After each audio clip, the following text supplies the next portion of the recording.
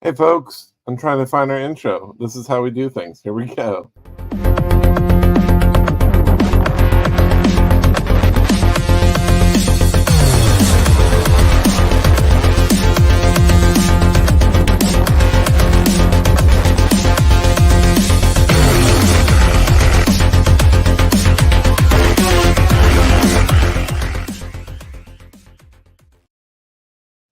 Hey, we did it. There you go. I have joining me, I have Bobby, who works with me at Covr'D. What's He's the up? one who edits all our articles out there. And we have Lando returning. What's from going Black on? Friday. I just want to say, Matt, that was probably the best intro you've had in 14 episodes. It's just straight up, this is how we do things. Boom. We got the intro. What? Yeah, it's John's so much smoother with this stuff for sure. Who will be back next week? So it'll be nice to have someone else control this stuff. I like talking more than I like actually controlling stuff. So yeah, and we might have a few people join. I sent it out to a couple other folks, but I'm happy to have you guys here. So thanks for joining. Of course. Yeah. I'm happy to be here. I know it was 4th of July for you guys, so happy 4th of Yeah. July. I'm in Canada. I didn't get that, but happy Yeah. 4th to everybody here. The chat. Happy 4th. What we do here is we watch Jaws on 4th of July. Oh, nice. Yeah, that's how we do it here. At least at our house. And I ran into my neighbor across the street. She also had a Jaws shirt. And we were like, she watched it yesterday as well. It's go. really how you kick off. I wish you had told me you were wearing a Jaws shirt. I have a Jaws shirt too. Go change, Bobby. Go change. I don't have one of those. Maybe a Finding Nemo t-shirt at best. If we're going to talk about it's the same thing. Same thing. Yeah. Right. Yeah, this was fun because it was like a retro EC cover. Yeah, that's great. Yeah. I wish there's a lot of covers that I wish were real covers, and like this is one. And then there's also a fake. I'm a big She-Ra fan, right? There's they took some interior She-Hulk art and put it to the cover with She-Ra replacing She-Hulk with her holding up like a wall. I was like, this is an amazing cover. Awesome. I wish this was real. That's awesome. Yeah. But I gotta ask, Matt, where do you get these shirts? Because they're pretty sick. There's a little store called Amazon. Amazon, I think, is what it's called. Amazon. Yeah. Oh yeah, some people call it Amazon. Amazon. Amazon. Yeah. It's this little store. It's really up and coming. It's really sort of on fire. We should invest. Yeah, right. Now's the time. Now is the time. Now is the time to get into it. Anywho, thanks for joining. I was even debating literally all day long. I'm like, do I want to do this today? Yes. Yeah. Literally was taking a nap up until like 45 minutes ago. So that's how people are probably like, why didn't you ship our books? Because I was taking a nap, man. I was enjoying my day off. Oh, I know. It's really rare to like get a day to do nothing. And it's like, we were talking about the heat. It's like 79. It's scorching here in LA, Yeah. Bobby's in Texas and it's actually really real time hot. So yeah. Real feel at 7:30 at night is 103. Wow. in Canada, we work with Celsius, of course, and I'll say here in Montreal, it was 30 degrees. I just came out the pool, which was 89, right? So not too bad. All right. It's 39 degrees Celsius. Oh my God. There we go. That's brutal. That hurts. A pool sounds so nice right now. Good for all you folks who have pools out there. Coming over. I know. And you have your own pool. There's a lot of work, right? It's a lot of work, but I would say that right now it's not so much maintaining the pool; it's maintaining the kids in the pool. That seems to be the struggle. Not letting them drown. Yeah, no. It's just the chaos. Like, Oh, just Daddy, the chaos. cannonball, boom! They were cannonballing. That's fine. That's fine. Yeah. Fun times. All right. We can always make more. So tonight we're just gonna go through like always make more. Right. So tonight we're gonna just go through just real quick some of the overall trends on the top 10, like we kind of do every week. The reflective. This week we didn't have a day after Wednesday. So we didn't do that. And we didn't have a shaker report. So we'll spend most of the show kind of going through the shakers ourselves and kind of chatting about some of the books. There were some that I wanted to talk about that I kind of saved. Actually, I forgot there was one more that I wanted to talk about. So we'll kind of bring those up and kind of just go through them, kind of as if we were writing it. So I thought that would be fun. It's always fun to kind of just chat about some of these books that even I haven't paid attention to. Hey Gabe, what's up? Gabe, I sent you the link. Feel free to jump on. If you're up for it, or if you're like me and just woke up from a nap. Like edit, I didn't just wake up. I've been up for a little while. Anyways, what we're going to do, I'm going to jump into my share my screen here.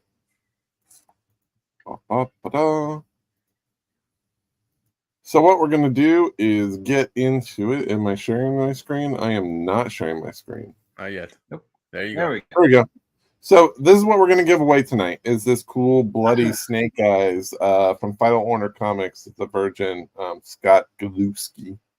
We haven't seen any sales on it yet. So it's G.I. Joe 307. It's a cool cover. Black covers I don't even want to touch it that much because it's sitting right here. Because black covers show every single fingerprint and every single crease. And this is actually a very nice copy. So the less handling, the better.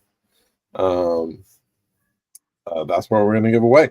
So all you have to do is we're going to do, let's see, where's my banner here? Man, I want John to do this stuff here. We're going to just do #4th. Let's just make it easy. I was going to do July 4th and July 4th, but let's just do #4th. And we'll do that through the show. We'll show it off. And yeah, it's that simple. So throughout the show, just drop that, and you can win that book. The other book I had in my hands here, and we can save this for a later show, just to tease it. But I was going to give away this Grommets here, and then I realized it's already at $67, and there's not a single copy listed online. And have you noticed that Grommets 1 is almost a $200 book, right? This 1 in 10 is almost a $200 book. We have it. Well, granted, there was a $40 sale yesterday, but $100 a week ago. But listed sales right now are 51 and climbing. Granted, this one's asking for $179. Yeah, and it popped right away on release. The 1 in 10. I remember it made your top 10. The 1 in 10. Oh yeah, this did. That's right. It did make our top 10. I forgot when it was selling for $20, and it had a big burst of sales because people, responded to the vibe. It's not the most dynamic cover, right? But the vibe of it. If you were a skater in the 80s, this is literally if someone took a snapshot of you guys hanging out. This literally looks like if you pan to the right would be the comic book shop I went to for like 20 years. would have been right to the right of this. So even like this could be anywhere. So that was kind of a fun trend. So we'll give away this Grommets 1 in 20 in a later show. It's probably, I'm guessing, it's also close to $100 book now. Which is crazy because it's still a mini series, right? The skating culture, people are into it.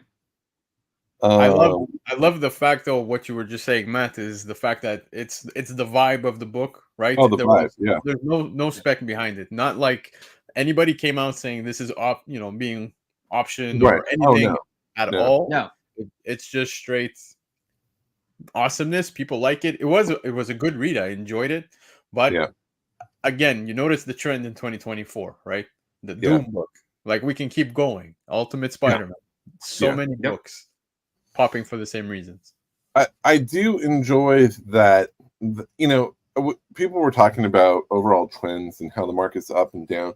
We've noticed in our collecting, in our data, people have reverted back to collecting covers, which was popular in 2013, 2014, and even like up to 2015. And then around 2015, spec took over in a huge way. Like it was all about Marvel spec.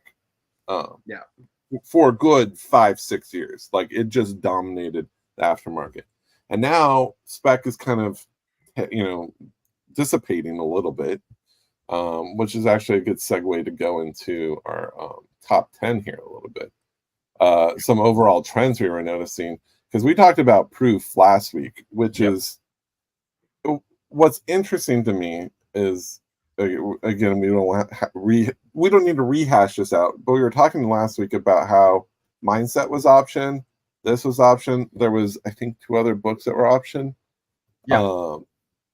Mindset is not even budging from $4 right now, and then this one is selling for $130. Like it's I couldn't tell you which would be successful if you were talking like if you look at these types of TV shows and films that kind of have that Men in Black-ish feel, they either work or they're terrible. Like they just disappear. And it all depends on the execution, right? And so it's just interesting. I know this is harder to find because of the age, which is again something we talked about last week. And Mindset was coming just 2 years ago.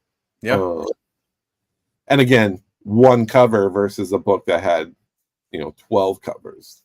But you see, I think that's what kind of handicaps the whole Mindset thing, right? Because even after the fact, I was seeing a lot of online shops, and these shops are not shops who sleep, right? These are shops that are actively checking what the aftermarket sales are, and Mindset itself wasn't really popping. Like you see here, $4. Like there's so many covers. I picked up a few, of course, at $3 Canadian, so I wasn't complaining. But I mean, Mindset's a great read.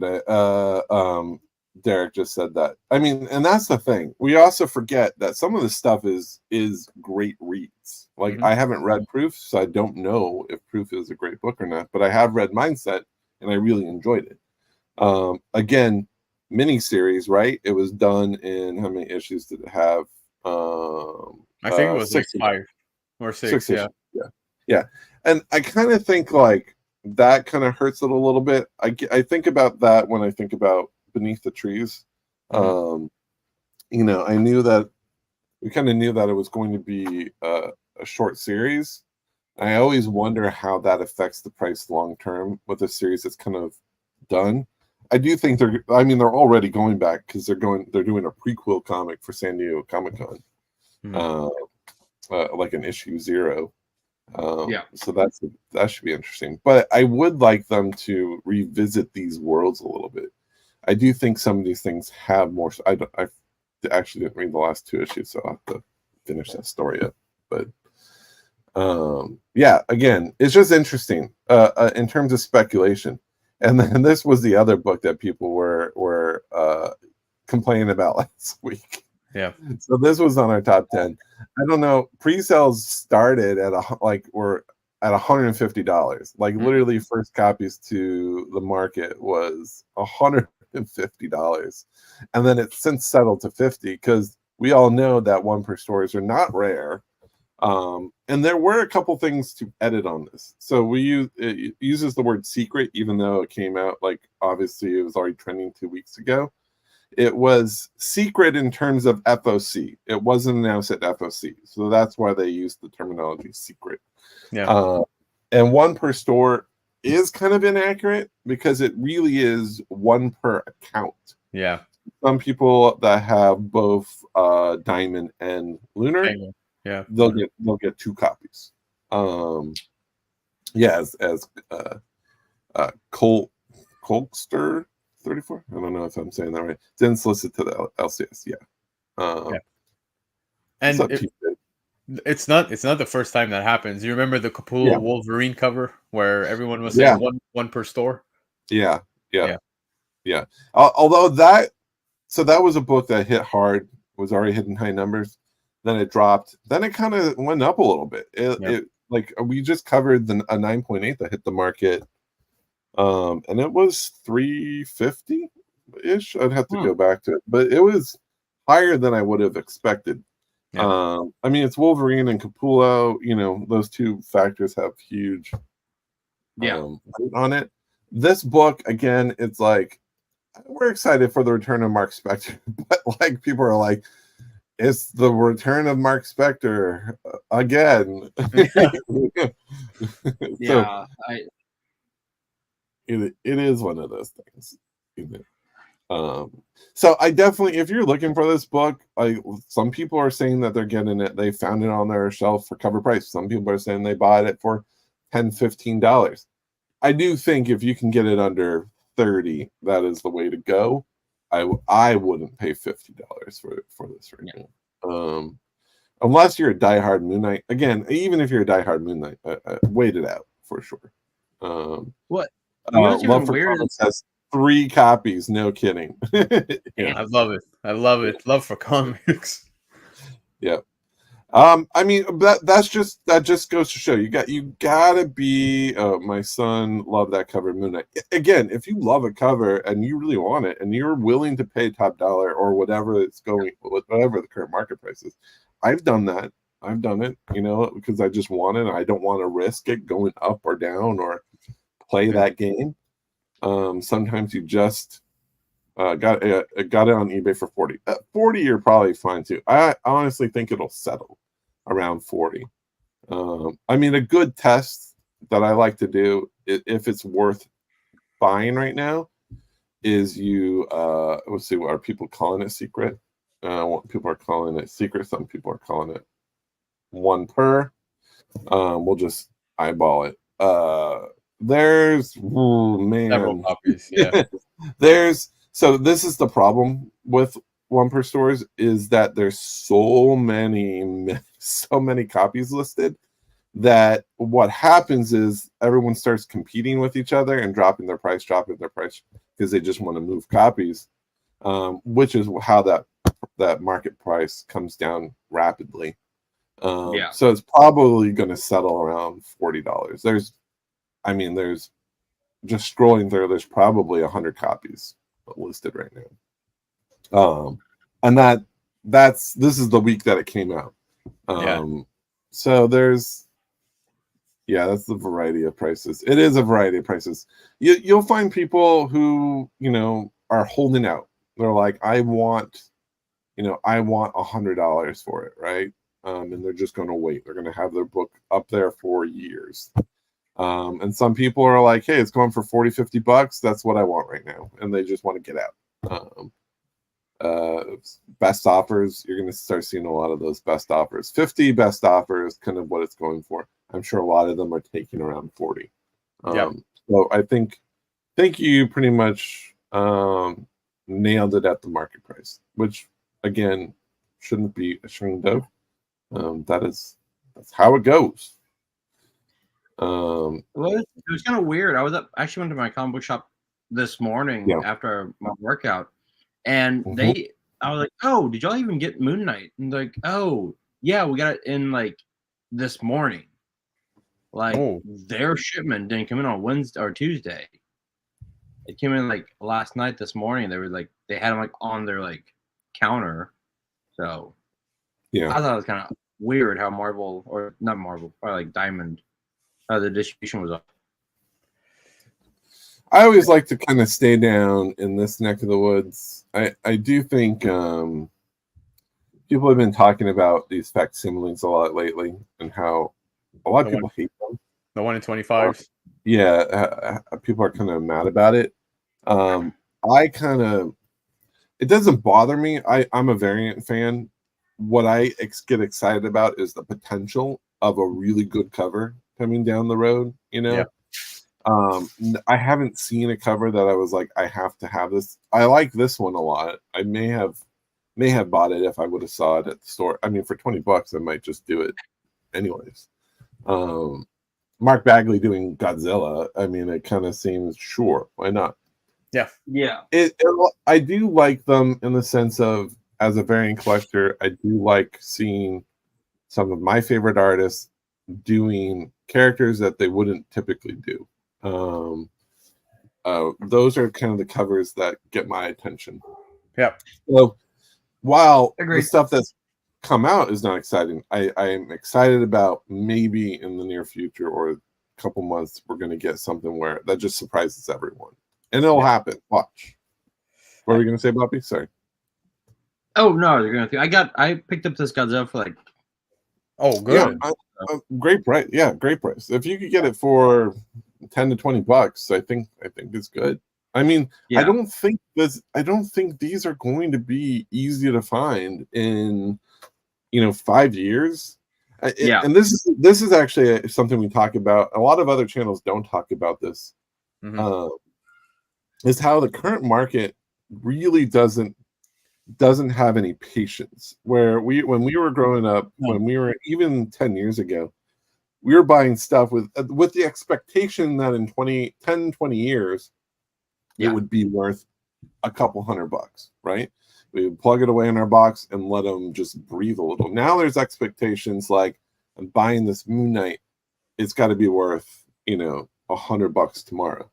Not everyone's doing that, clearly, but there is this overall market expectations of it's got to do well right away. Immediately, yes. Matt, I'm happy you bring this up because it's a conversation I've had many times over on my show, and it's something that the current collectors seem to want. Maybe they got accustomed to the way the market was within COVID, right? Books popping very quickly, but nobody wants to let these new comic book day books, just cook. Let them cook. Leave them in the collection because Miles. Well, I'm not going to compare Miles Morales, but there was many other characters in the past that we're seeing pop now, and that obviously happens throughout time. There's a lot of good content coming out right now for New Comic Book Day.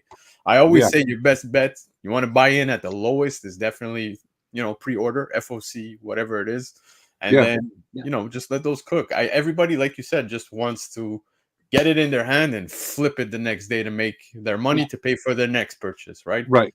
And for me, like when I'm at the comic shop, there's stuff that I want to read and I just pick it up because I want to read it, regardless of the cover. Usually I'll pick whatever cover I like the best. And if the variants are cheap enough, I'll choose the variant over the regular. And I don't care if it's $15, $20, fine. It's $10 extra, $15 extra. I'll usually just because I mean that's how I've always done it, and I've always been surprised at stuff that's hit. Like I really love this. Like last week, and I should have picked it up. This was a $20 book when I was eyeing it a couple weeks ago. I know. I love the colors, and now it's like, I mean, we have it 40, but I think it's even going up. Like you can't find it for 40 right now.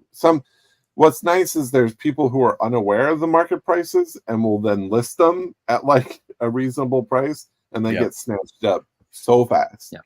So that was a book. Again, it just goes to show that if a cover is good, a lot of other people will also feel the same way, right? Yeah. Another thing I do though when I'm checking eBay at the same time is like I always compare how many listings there are at the moment and then how many were purchased, right? So I'll check sold, and then it's like, okay, well, there's 3 copies that sold at X price, but then you have like another 50 listings, and it seems they're not budging. That's where I start to get a little hesitant. Like I would eyeball like any Zatanna cover, right? I think there's a couple we need to put in here. There's a Sozamaika that just went. And I think Laura's here, so hey Laura. I think Bird City just had listed a foil version I think was this Zatanna Bring Down the House 1? Laura, if you're here, I think it's. Was it? I can't recall if it was. Let's go to Bird City. Let's give Bird City Comics some love. Let's go.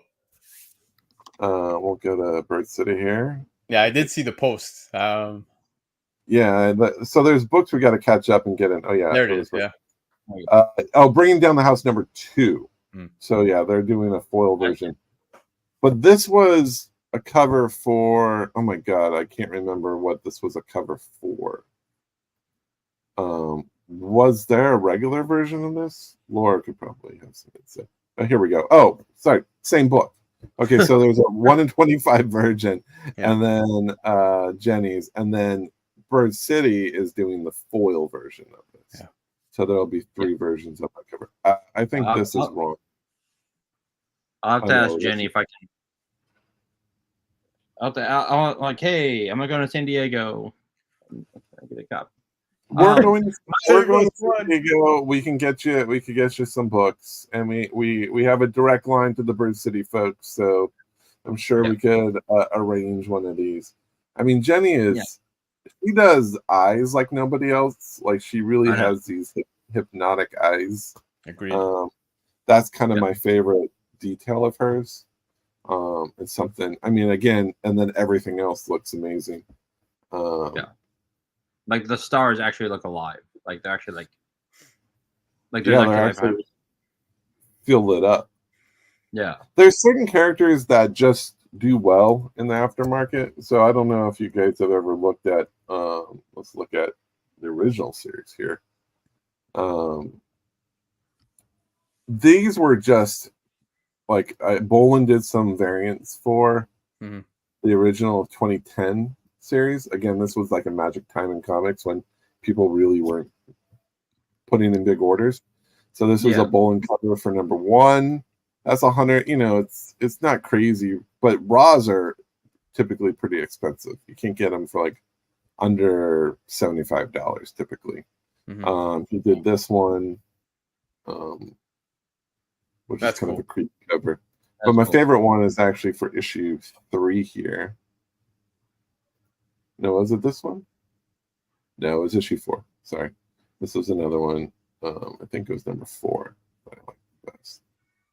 No? Oh, wow, he did more than I thought. He did the first yeah, here we go.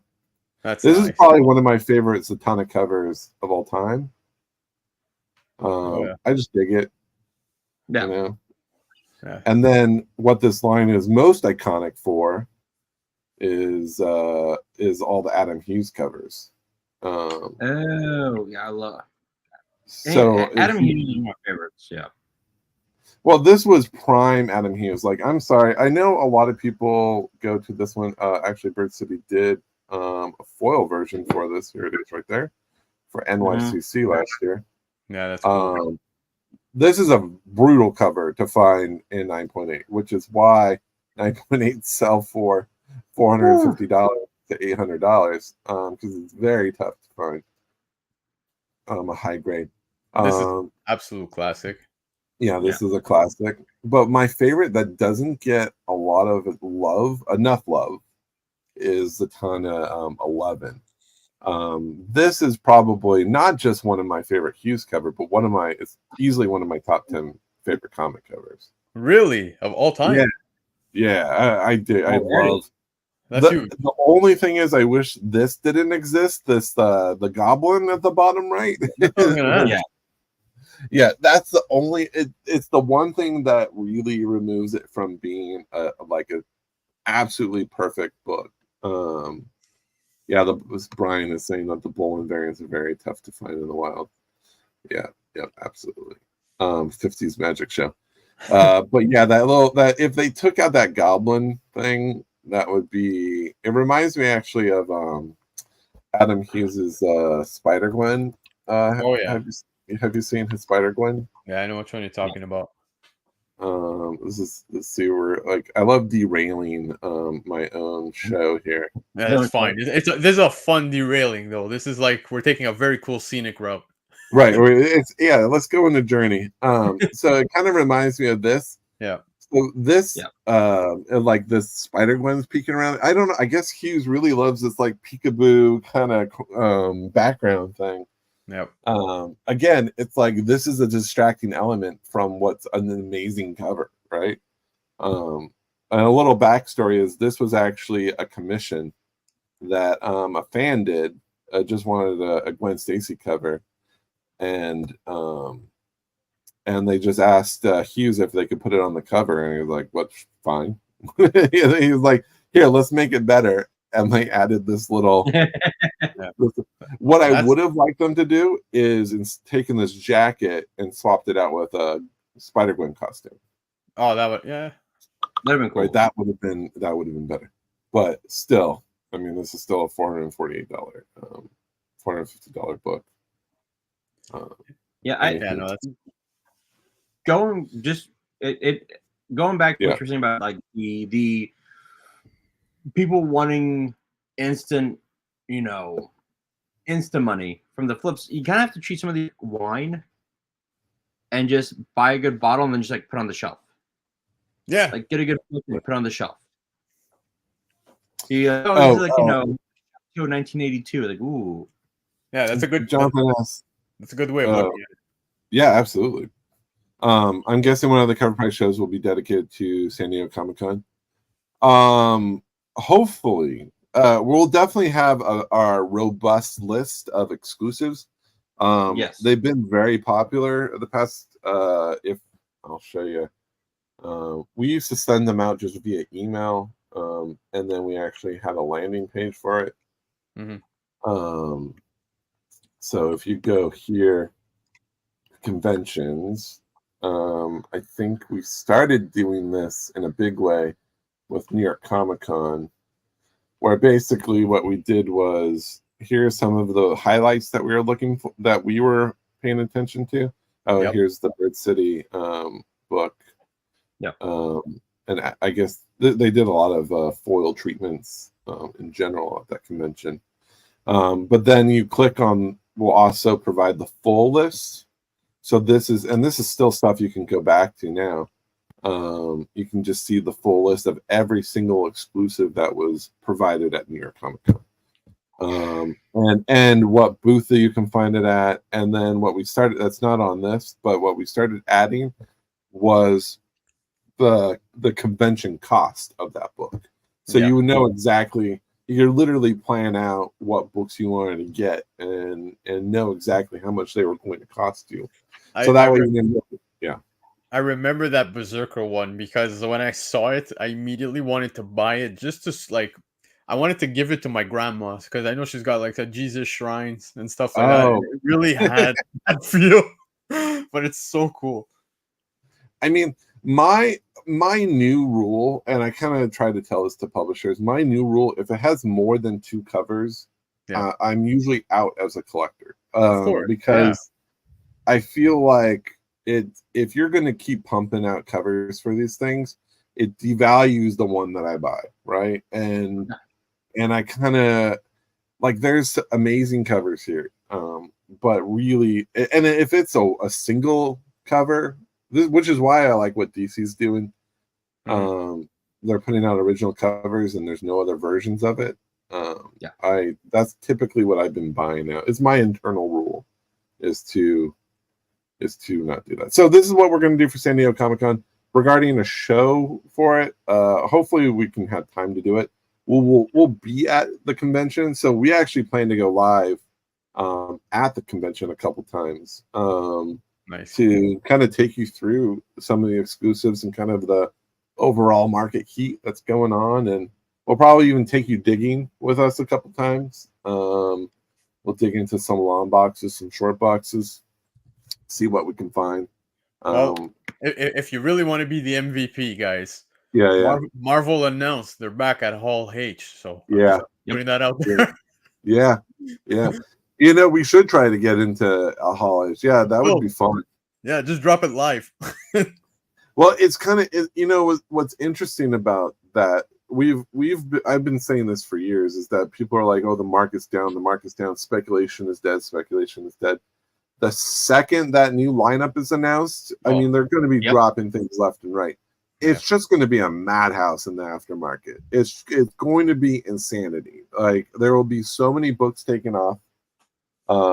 It'll feel like old times. Because we could already see signs of it. Like during X-Men 97 was a great example. Oh yeah. Where everything was moving because of this cartoon, right? Yeah. And literally new books. The second print with Rogue and Gambit on it, like that blew up for a little bit. Yeah. I mean, it is fun to see this stuff moving. So I don't know what to expect. Actually, let's jump into that a little bit. You shared something with me. We did touch upon the photo leaks of Superman, but this was kind of a fun one. There's a squirrel. Oh, this is a little live squirrel that they have on the set that Superman is interacting with. So Reddit is saying that that's Chip, the Green Lantern squirrel, will appear in Superman. Yeah. I mean, take this with a grain of salt, right? Like, do not. I mean, granted, here's the book right here. Here's his first appearances in. That's a terrible photo. We'll have to update that. Green Lantern 148 from 1981. That's the first appearance of Chip. I mean, near mint right now, literally today, $12. I think 9.8s have hit a high of $222 a couple months ago, $135. So, I mean, if you find a nice copy at your comic shop and it's $5, sure, buy Chip. Yeah, why not? You know, there is a squirrel, and if this was Marvel, you would have been like, "Oh, Squirrel Girl's going to be in it for sure," right? Yeah. I can't imagine a story that would involve a squirrel. Like, he wouldn't save a squirrel, right? Unless they're trying to show the sensitivity of Superman.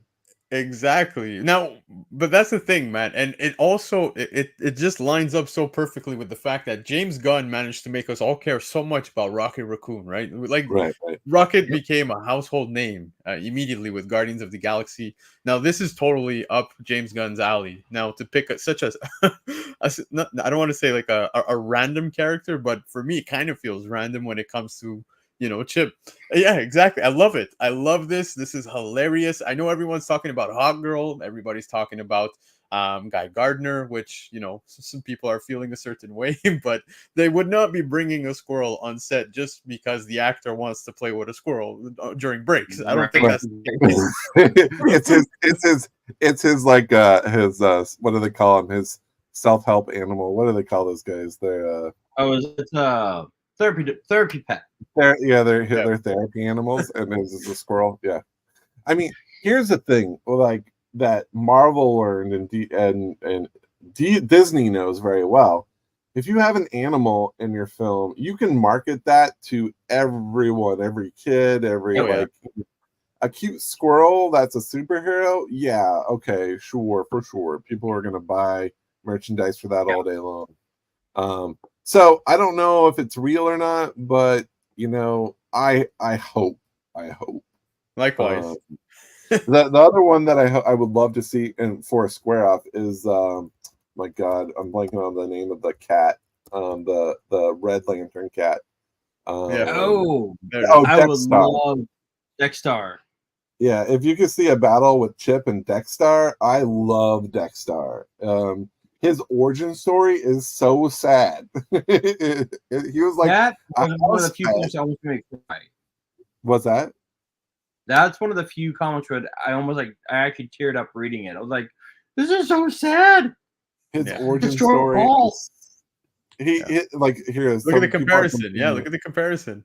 They're doing Rocket. His origin story is very similar to Rocket, but he was a regular house pet, and his owners die, and then he's kind of like mistreated, and then he just has so much anger for being mistreated. He's just a killing machine.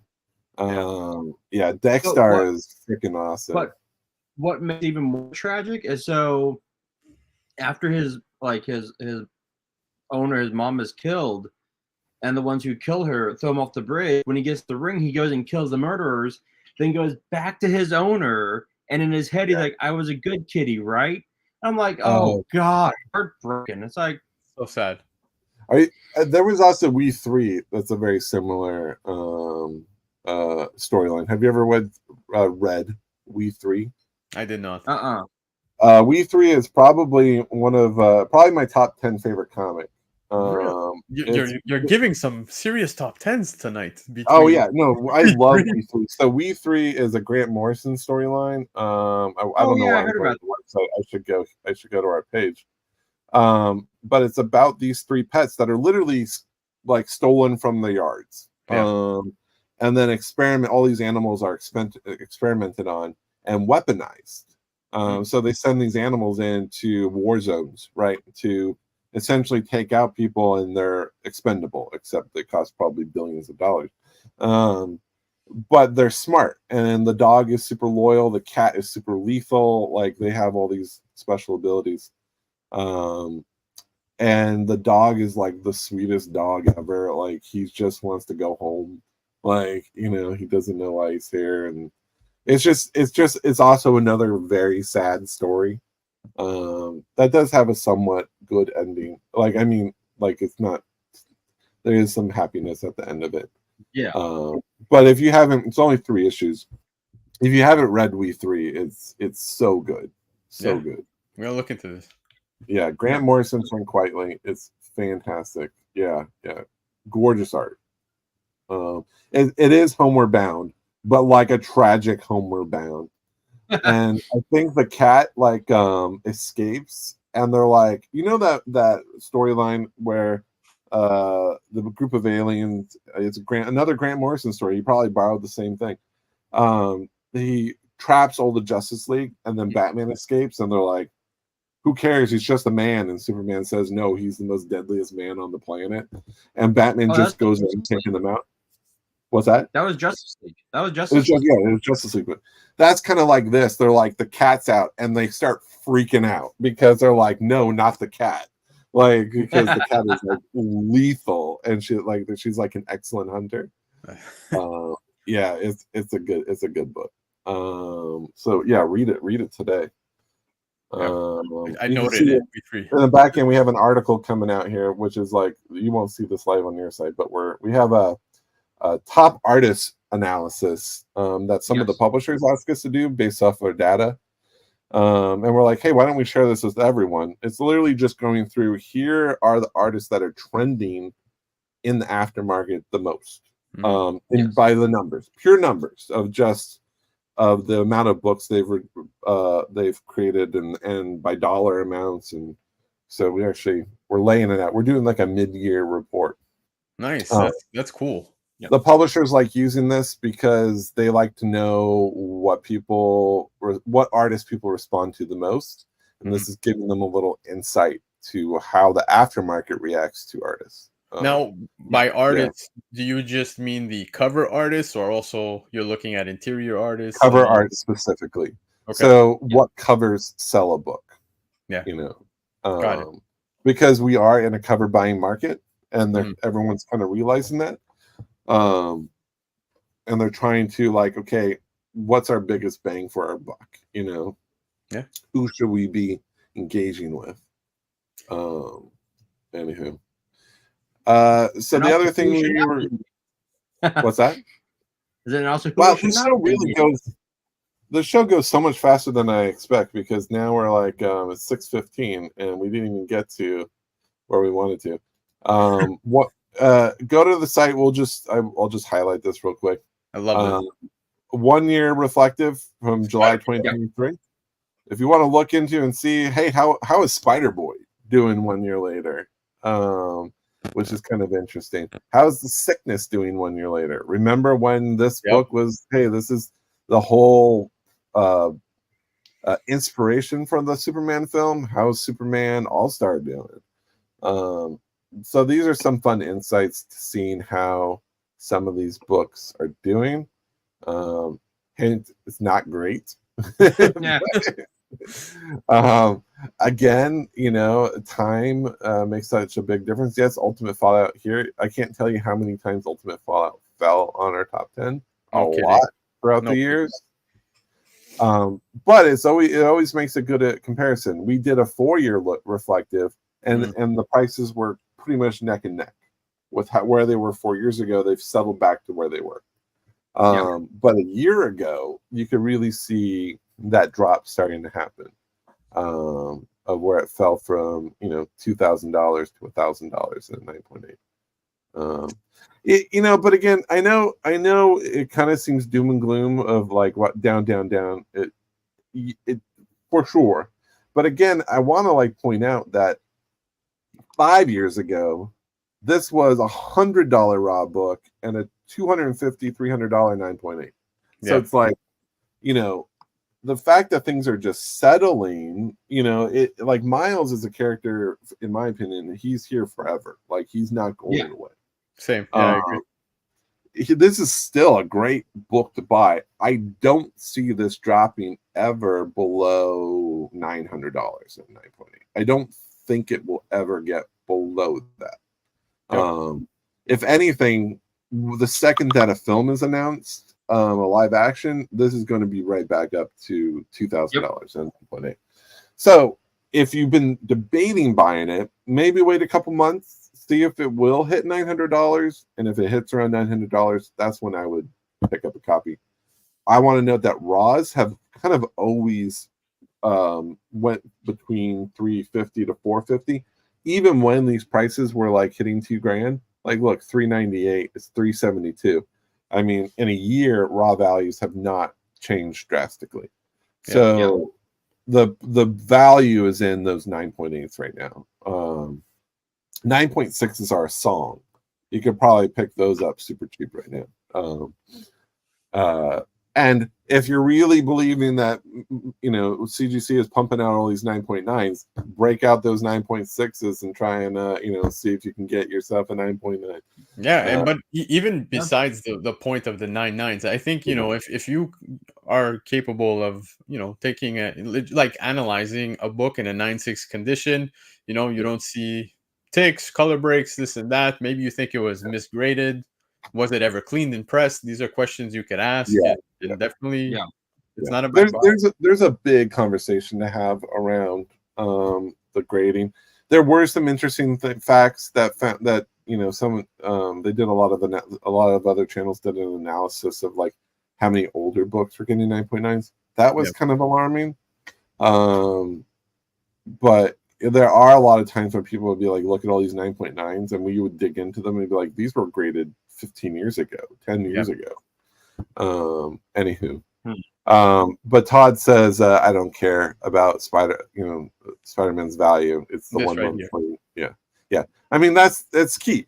Again, I think even though that this book has dropped a lot in a year, I mean, again, it goes back to this character is not going anywhere. To me, it's just settled. The dust is settling a little bit, and it's going to be always fluctuating up and down, but it's never going to be what it was 5 years ago.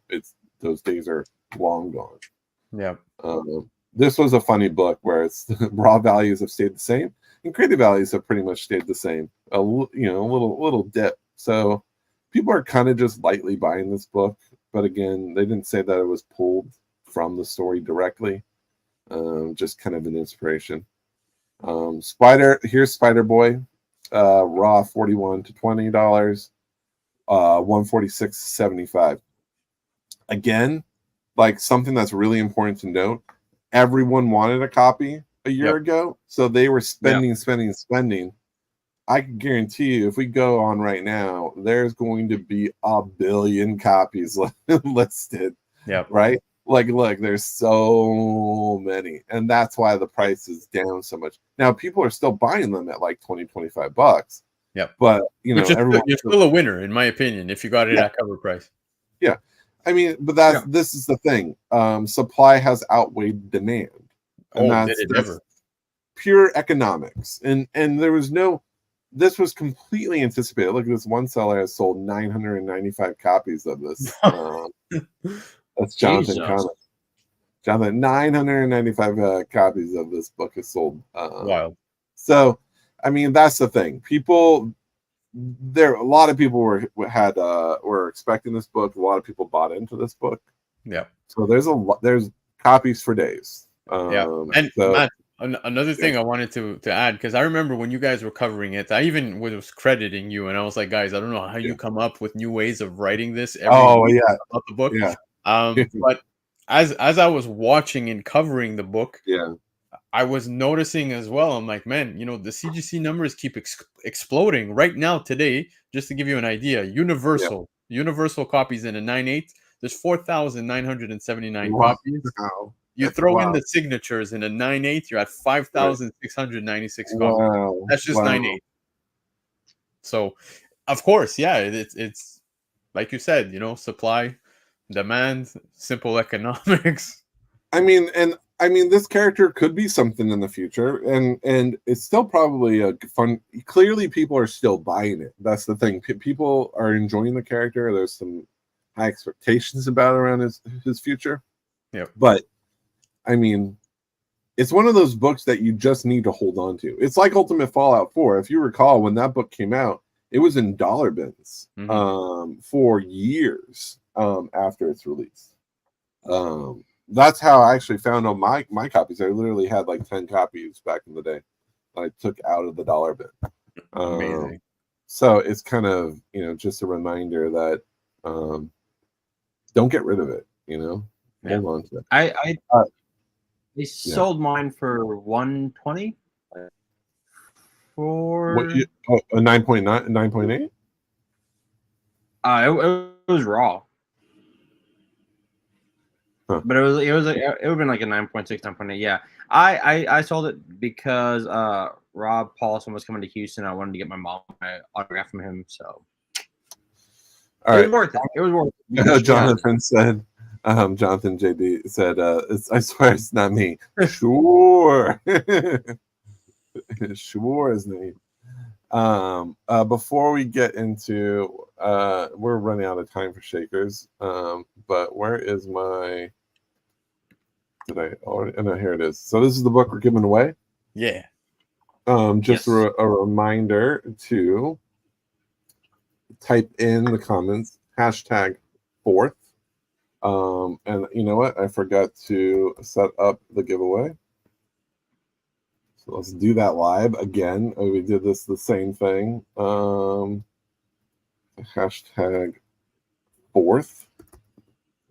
Start selecting comments. All right. So, Wheel of Morality. Turn. Yeah. How many people we got watching it? 39 people watching. We got 5 entries. So if you're not sure that you got it through, drop it in again just in case. Yeah, Matt, because you activated now, all the previous ones, I guess. All the people didn't track. Okay. Just redo Which will benefit the people that are here. If exactly. And left, the ones that stayed through it. So that was quote my bad. But yeah, so start dropping them in now, and we'll run it in about 10 minutes before the end of the show. Great. I'll leave up the banner for a second. Yeah, and if you're new to the show, make sure to like and subscribe because look, I'm on the banner button, so let's hit that. There you go. And look, there's another one here too. And there's a scroll. I forget about the scroll. Oh, that's I made the scroll. I made the scroll one for you because it's so much easier to just like let it scroll while you play. While you talk. Yeah, just let it go for like the whole show. Yeah. Okay. Matt, you're doing great. I'm not gonna lie. You're really advancing here. Don't you patronize me. So I feel like I want to get into. So what was fun to me? One of my favorite books, and a lot of people hate this book. But this Young Ally 6 just continues. This was on our shaker, hit our shaker list a couple days ago. Yeah. What was it? July 1st. Yeah, 3 days ago. But it's a few times this year, eh? Yeah, I mean it keeps going up, but $2,200 for a near mint raw, which is the all-time highest sale for this book. Insane. Which is absolutely bonkers. Yeah. Like I love this book. William, make sure you put in #4th, 4TH. I suggest #4. So just to give clarification there, I want to make sure you're in it. So this book just I mean, it's nuts. I mean, 9.8 sold for like $2,000 in 2023. I think what's impressive is also the fact that, of course, many collectors definitely want to get those near mint copies, but like even the VF copies, look at that, between 7085 at 677. That's mind blowing. That's insane. Yep. Yeah. Yep. I had a raw copy of this. It was probably an 8.5. I'm a condition snob, so I got rid of it. This was years ago. I sold it for like 125, I think. Not bad, not bad. But I was like, it's now 5 times the amount. It's 4 times the amount. Yeah. But Matt, one thing I do want to point out though is I know that this book, of course, is hitting some ridiculous numbers. Yeah. But how many 1 in 15s do exist? That's the question. Because Young Allies, I mean, I don't imagine shops heavily ordering back in. So this was what was weird about this book. This was probably a very low ordered run. Yeah, it's the last book and was the only variant of the entire series. There was a second print for the first issue. Mm-hmm. This second print here with a reddish tint. But the last issue was the only one with an actual variant to it. So last issues are always the smallest runs. This was probably not a hugely popular. I mean, none of these characters. These were all of Marvel's kind of newish characters. I forget this guy. Was it Minuteman or what was that guy's name? No idea. Yeah. He was a character that popped up around this time. What was it? 2010. My God, I cannot remember his name. Hold on.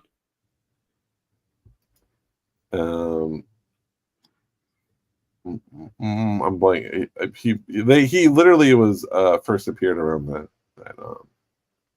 but like Aranya's in this, so you have Aranya. Yeah. I don't know who this is. I don't know who this is either. I don't know. All I know is Firestar and Aranya. Well, I'm trying to check what's his name. I'm sure somebody in the chat will. It's something like oh my God, it was I cannot think of it. I don't have my phone here to search either. Anyways, we're not going to do the whole show trying to figure out this. Gravity, thank you. Points to you. There you go. 10-second guy who wasn't very popular with the ladies. Like that's I got to read these comments before I show them. Jonathan. Oh yeah. Where was that one? It was all the way down here. There we go. Love it. Okay. The other book, I thought this was kind of fun. This is Garfield Homecoming. Yeah. So this was a few. Awesome. Stan Sakai did a Garfield cover. This was a 1 in 10 variant, I believe, but it just had a sale for $83. Not bad. That's the high, right? Yeah, that's the all-time high. So I thought that was, again, books to kind of look for when you're digging, right? Like a Stan Sakai doing like a, Usagi-ish. He even has Usagi's kimono. Yeah. That's funny. So it's yeah. I mean, I'm kind of surprised. I paid attention to it because it's right here. If you look at one of my boxes, Garfield's eyes are literally peering through the box. That's hilarious. So I thought that was kind of fun. I bought it because I'm a Stan Sakai fan, and I'm a Garfield fan too. Although I didn't see the new film, but apparently it's not so good. $83. That was kind of a surprise to me because for me, I always thought it was like, no one paid attention to it. Jonathan said that was Nomad, Firestar. Oh yeah, the girl Nomad. That's right. Firestar, Spider-Girl, Gravity, and Toro was on that last cover. Nice. Okay. Wow, well done. Garfield fan as well. I'll say this though, like when you show the Satana covers, it's always interesting what covers, because a lot of the covers I like aren't worth anything. It's always like I got the cover A and the art germ, the two different foil and non-foil, but those are just it's like Well, it's because they do so many various treatments of those covers. He'll usually have his pure art version of them, and that's the thing. I have an internal rule, like if it's going to have more than 2 covers to it, I'm out. Just because I just don't like. That's the one trend I just don't buy. I don't like. It's because it does get annoying. It does get annoying. I mean, I like that everyone can make money off this stuff, and that's great. And I'm not saying people should stop doing it. It's my own internal rule that helps me curb my own spending. You know, but like I love this cover, and so then good. This was such a good cover. Oh, is that? Absolutely. Oh yeah. This is the who is this? Wes Craig. Here. Yeah. There we go. There you go. Yeah, that's neat. Yeah, that was a good one. That was a great one. And then I won't lie, like I picked this up because of Trojan on his FOC, and I thought it was great. Yes. Rain 2. Oh yeah, that was a fun cover. Who was the artist on that? I forget. Is it Lee? Lennox. Yeah. Lennox. Yeah. Yeah, and then of course this one. That was great. You just hit like all the hot books last week. Boom. Here we go. There you go. Found this. There it is. I feel like we have some we're influencing you too much, Bobby. Like you're like on the top 10. You're like, shoot, I got to go out and buy those now. Yeah. Well, the reason I got. Well, yeah, I found this. My comic book shop every Wednesday does like a live sale, and it was $10. So bad, $10 is great because that book is selling for what, $40 thing?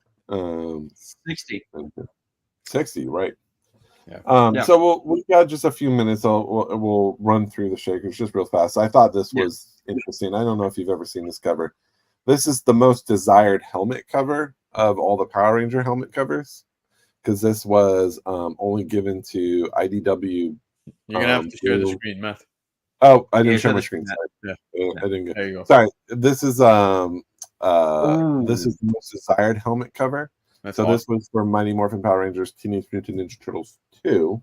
Yeah. A Montez. Yeah. And it was only given out to IDW, Boom, and Nickelodeon staff members. Now that seems like a lot of copies, right? Mm-hmm. But it's not. It's very rare. It's very hard to find. I am noticing this a little often lately. Like, you know, those staff books that are being given out by the publishers? Like Transformers 1, we recently had that, right? They had like a Christmas party giveaway or something like that. It's actually a copy is right here. It's on the Shaker Report today. There you go. And it's tie into it. Sold for $575 raw. High was $1,000 in a 9.8. So yeah, I love this was a holiday book for just the Skybound employees. Yep. That's cool. It's such a nice cover too. And it's a wraparound, eh? It is. Yeah. And what I do like about these is the staff is given a rare book. Like they're giving their employees like a $500 bonus with these books, or they just keep the books and they have a collectible, right? Yeah. Now they're giving them the 500 bonus at the cost of just printing the book.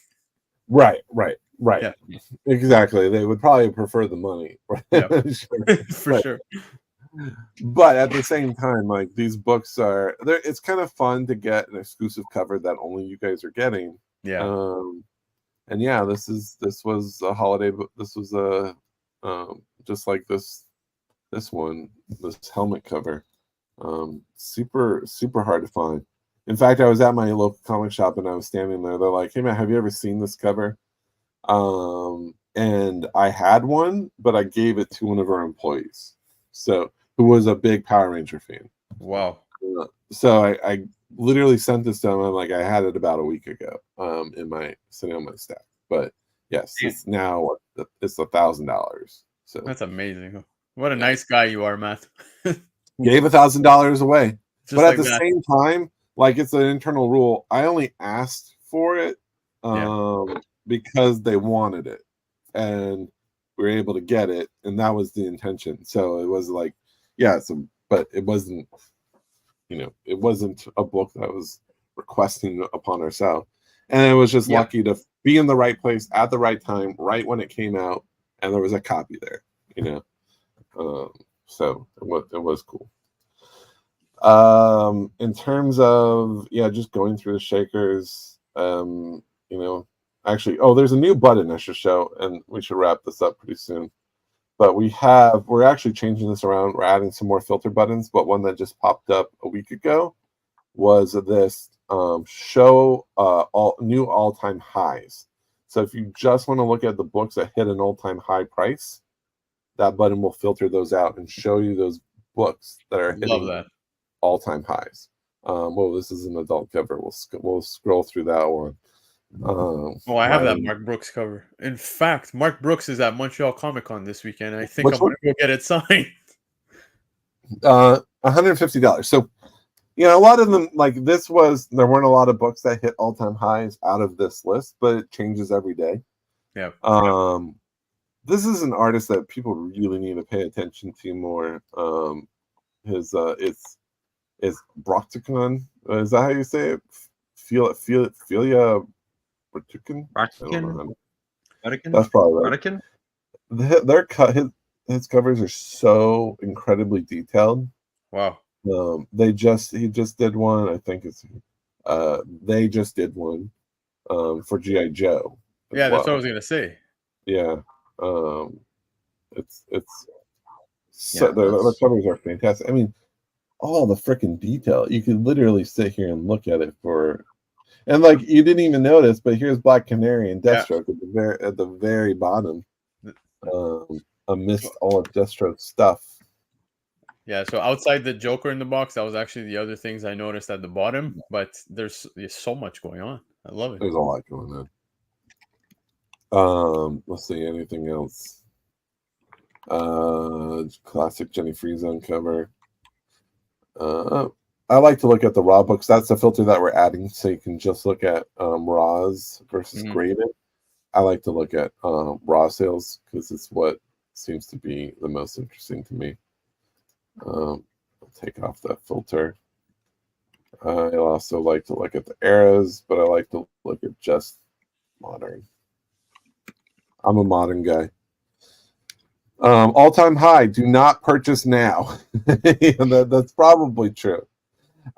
Some of these are hitting all-time highs because maybe there are a 9.8 that has not ever come to market, or it's been a while. Here's a book. It's a good example. Breaking Bad. This was an all-time high, but it's pretty darn close. It was 725 in 2019. This was a book that was handed out for free. I forget. I wrote about this a while back, but I forget where. I believe it was at a convention. But $700 and 9.8 to roughly about a $250 raw book. That's cool. Yeah. And you said it was given out free. I believe so. I wrote literally. I'll have to see if I can search for it. Well, look, you could even see at the bottom here. You have cover dates January 2013, and then there's no price on it. Which one? At the bottom there, the issues. Oh yeah. We got to add that in. I can't find the report. I'll have to look for it. Let's see. Anywho, yeah, I'll do a search for it. Maybe share that information next week. But yeah, that's a fun book. I won't lie. That Supergirl and the Legion of Superheroes is my favorite Adam Hughes book. The Supergirl cover. Yeah, such a great cover. Oh yeah, and the nicknamed Losh 23 is the popular nickname for that book. If you ever hear people reference this, it's Losh 23, and people would be like, "What are you talking about?" Losh, LOSH.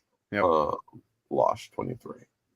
Gotcha. Yeah, I mean this book is like it's iconic. It's probably, in my opinion, one of the greatest variants of all time. Yep. Oh, agreed. I agree. Easily. So it's a book I owned back in the day, and I sold it, and it's one of those books I absolutely miss and regret and shouldn't have ever sold it. I have a buddy who picked it up for $3 Canadian and just got it back as a 9.8. So This was a fun sell to see. You never see this book pop up. 300 and a 9.8 is actually a really good deal. I love it. 336 is all-time high, but it sells for 100 to 250. I thought when I saw this pop up, I thought it was going to go for more, but yeah, change into a truck. Like, what more appropriate poster do we need right now than something just like middle of the road? We need Optimus Prime just to tell us to change into a truck. Yeah, that's all our country needs. So, funny thing, Matt, the cover artist is a buddy of mine. Oh, really? Does he have the original art? I believe so. You need to get that from him. Yeah, Tim Doyle is an artist in Austin, and he does, his website is Nakatani Inc.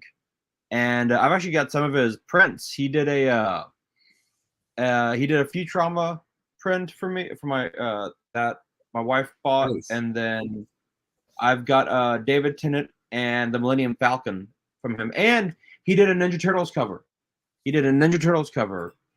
That he signed for me, like, just chilling one time at a bar. I have him and Ethan on it. Yes. All right. Remind me, we got to add his name to this description too. Sure. So throw that to me in a Slack, and we'll add that on there. Yeah, for sure. Yeah, you can't find what was this 1-in-10, 2009. You're not gonna. There's no copies of this.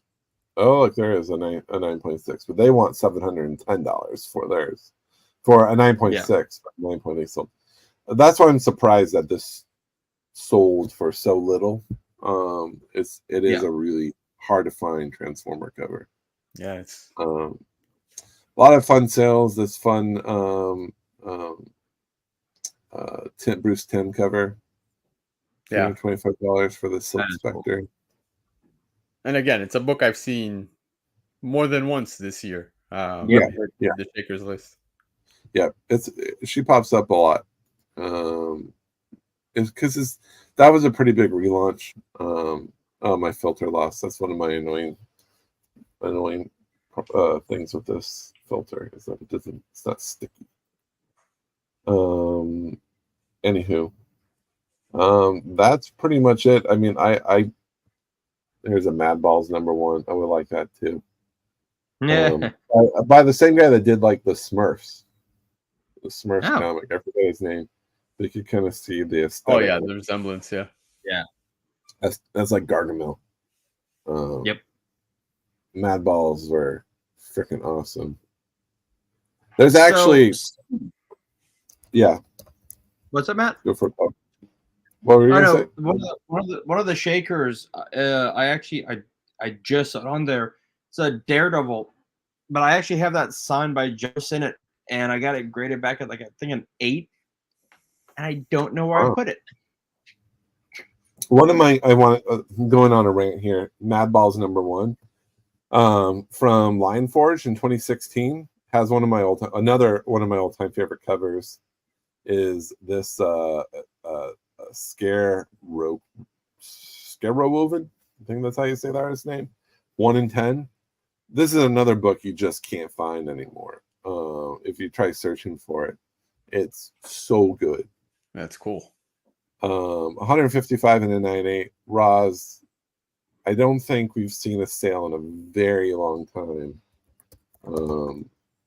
I didn't spell variant right. Oh, there it is.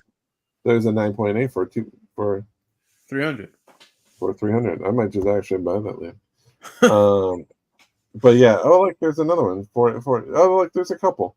I love this book. Actually, the fact that there's copies on there, I probably will pick up one.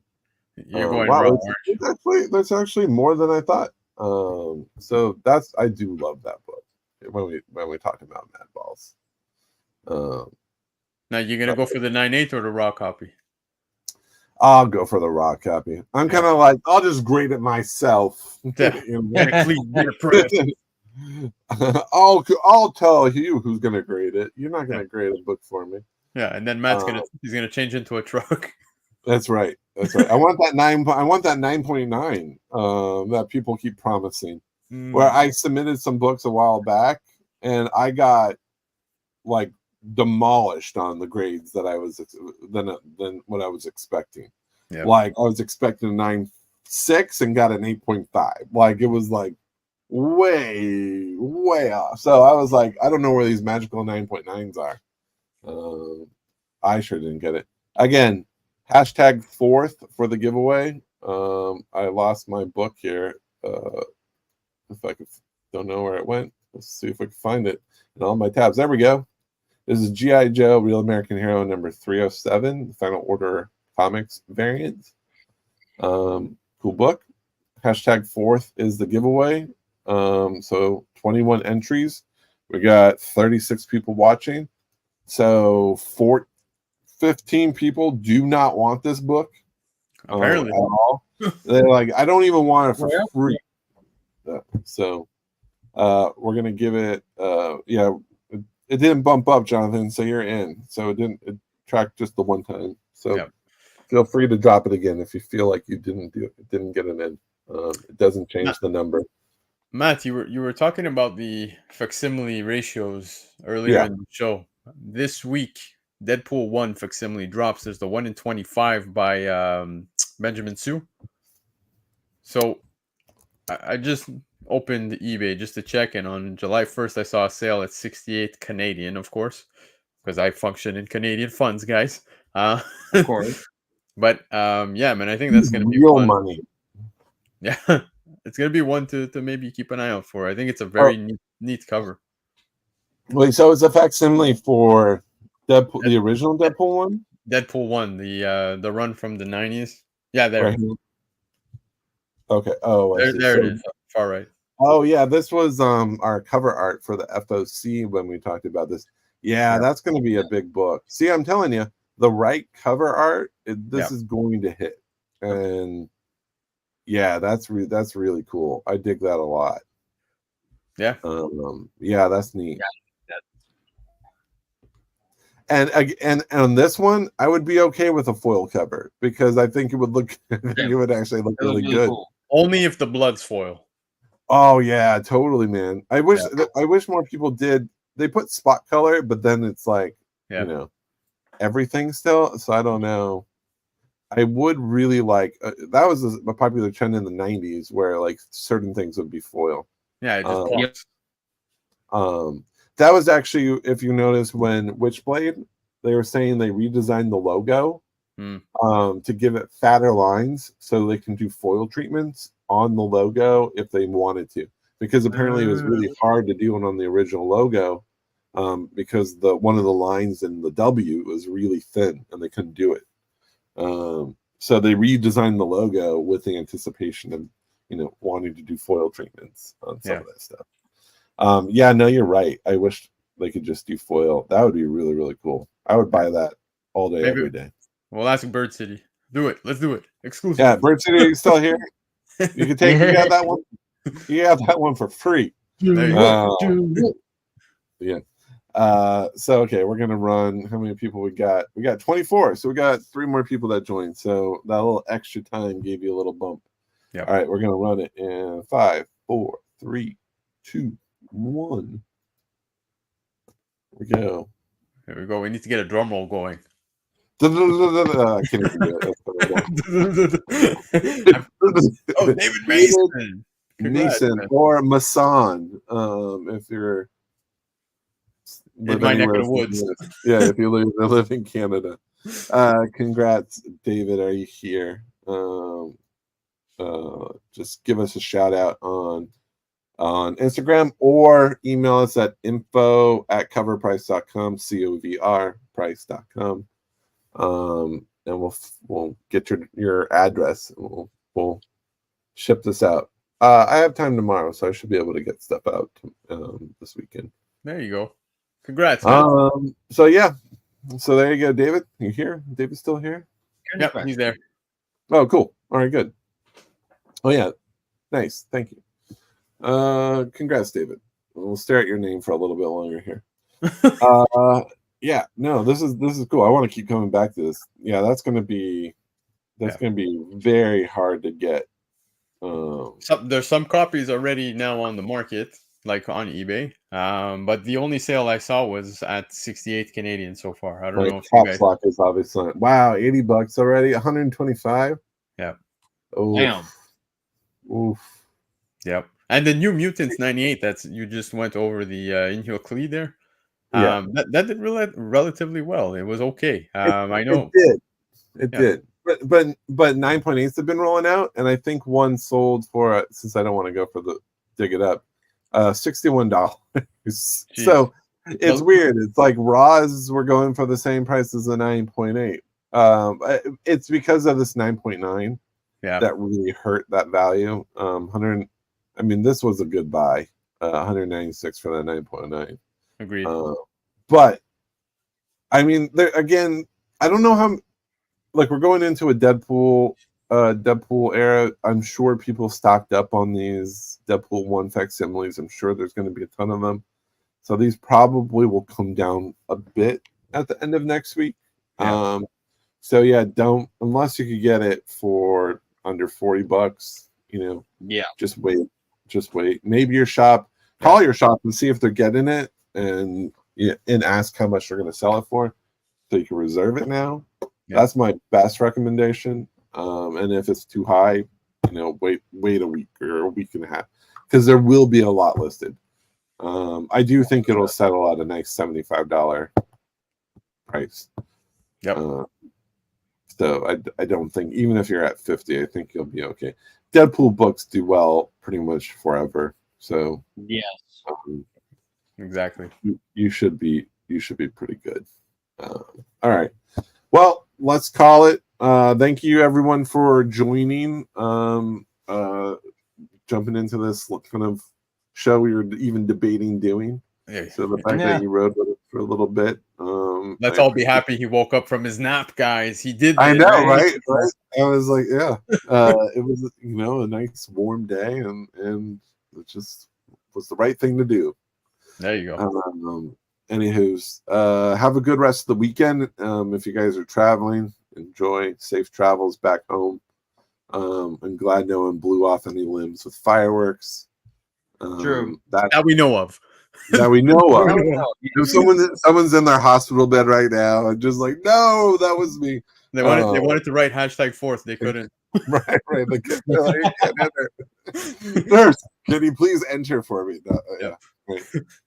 Anywho, fun times.